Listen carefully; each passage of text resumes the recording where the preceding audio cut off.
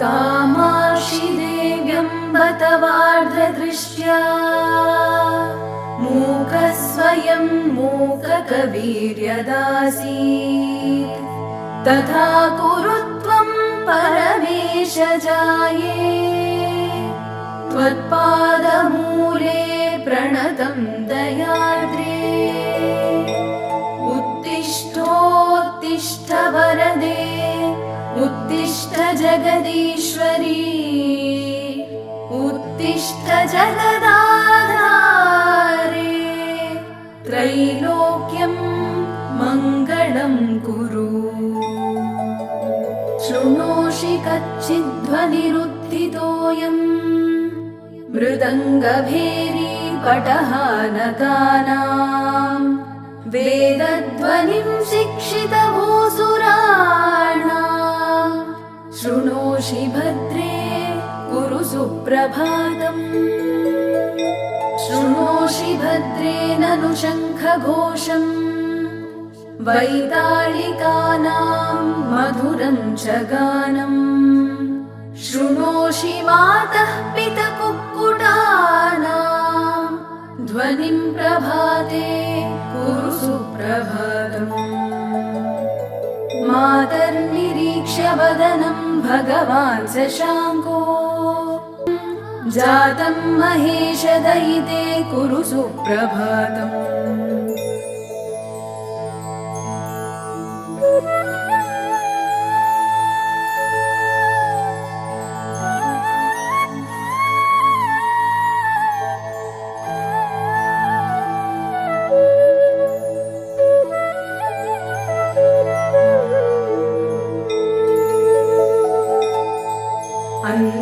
अन्तश्चरण्यास्तव भूषणानां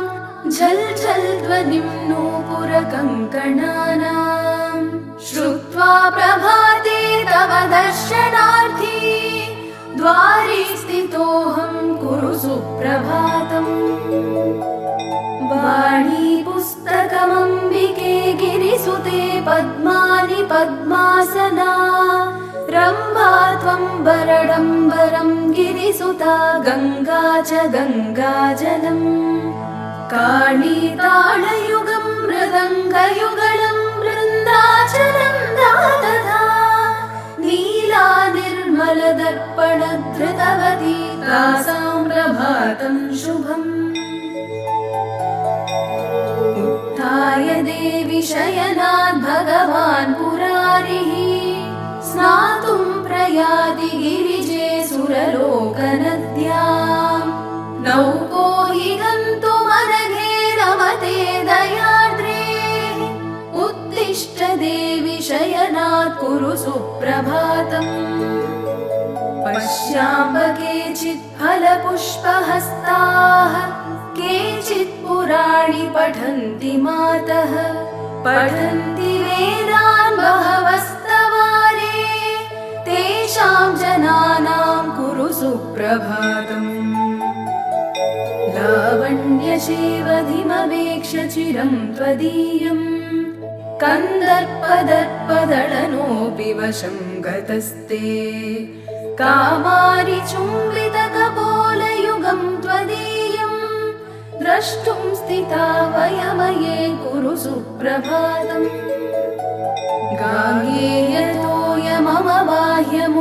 गाङ्गेयतोयमवाह्यमुनीश्वरास्त्वां गङ्गाजलैः स्नहितुं बहवो घटांश्च धृत्वा शिरस्सु भवतीमभिकाङ्क्षमाणाः द्वारे स्थिता हि वरदे कुरु सुप्रभातम् मन्दारकुन्दकुसुमैरपि जातिपुष्पैः मालाकृता विरचितानि मनोहराणि माल्यानि दिव्यपदयोरपि धातुबम्ब तिष्ठन्ति देवि मुनयः कुरु सुप्रभातम् काञ्चीकलापपरिरम्भनितम्बबिम्बाम् काश्मीरचन्दनविलेपितकण्ठदेशम् कामेशचुम्बितकपोलमुदारनासां द्रष्टुं स्थिता वयमये कुरु सुप्रभातम् मन्दस्मितं विमलचारु विशालनेत्रम् कण्ठस्थलं कमलकोमलगर्भगौरम् चक्राङ्कितं च युगलं पदयोर्मृगाक्षी द्रष्टुं स्थिताः वयमये कुरु सुप्रभातम् मन्दस्मितं त्रिपुरनाशकरं पुरारेः कामेश्वर प्रणयकोपहरं स्थितं ते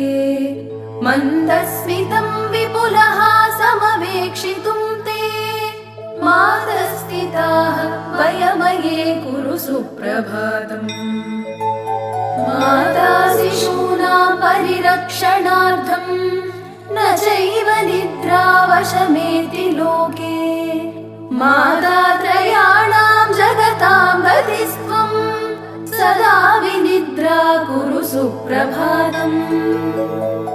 मातर्मुरारि कमलासनवन्दिताङ्ग्याः हृद्यानि दिव्यमधुराणि मनोहराणि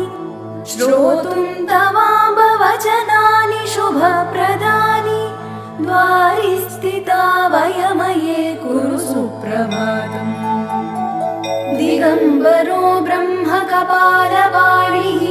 विकीर्णकेशः पणिवेष्टिताङ्गः तथापि मातस्तव देवि संगात् महेश्वरो भूत् कुरु सुप्रभातम् अयि तु जननी दत्तस्तन्यपानेन देवी द्रविडशिशुरभूद्वैज्ञानसम्पन्नमूर्तिः द्रविडतनय भुक्तक्षीरशेषं भवानी वितरसि यदि मातः सुप्रभातं भवेन्मे जननि तव कुमारः स्तन्यपानप्रभावात् शिशुरपि तव भर्तुः कर्णमूले भवानी प्रणववरविशेषं बोधयामास देवी यदि मयि च कृपा ते सुप्रभातं भवेन्मे त्वं विश्वनाथस्य विशालनेत्रा हालस्य नाथस्य नु मीननेत्रा एकाम्रनाथस्य नु कामनेत्रा कामेश जाये कुरु सुप्रभातम् श्रीचन्द्रशेखर गुरुर्भगवान् शरण्ये त्वत्पादभक्तिभरितः फलपुष्पपाणिः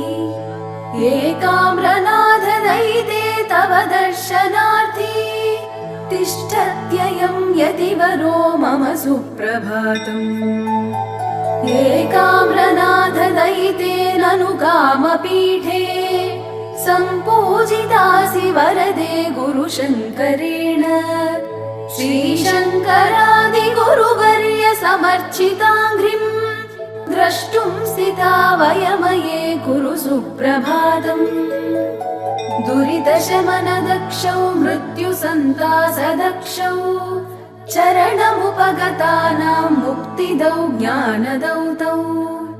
अभयवरदहस्तौ द्रष्टुमम्बस्थितोऽहम्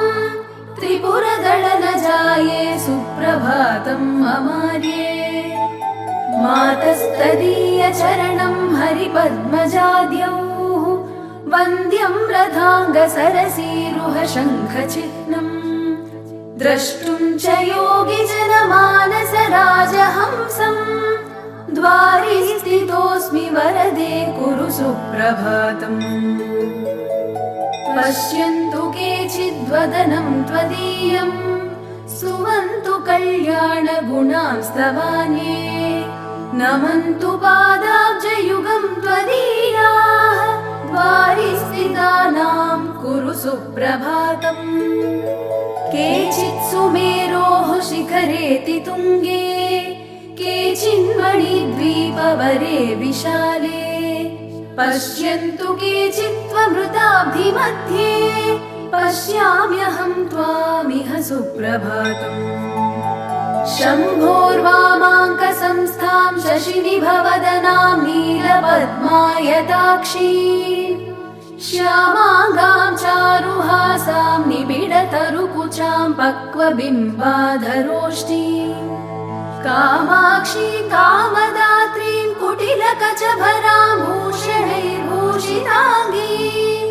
पश्यामः सुप्रभाते प्रणतजनिमतामद्य नः सुप्रभातम् कामप्रदा कल्पतरुर्विभासि नान्यागतिर्मे ननु चातकोऽहम् वर्षस्य मोघः कनकाम्बुधाराः काश्चिदुधाराः मयि कल्पयाशु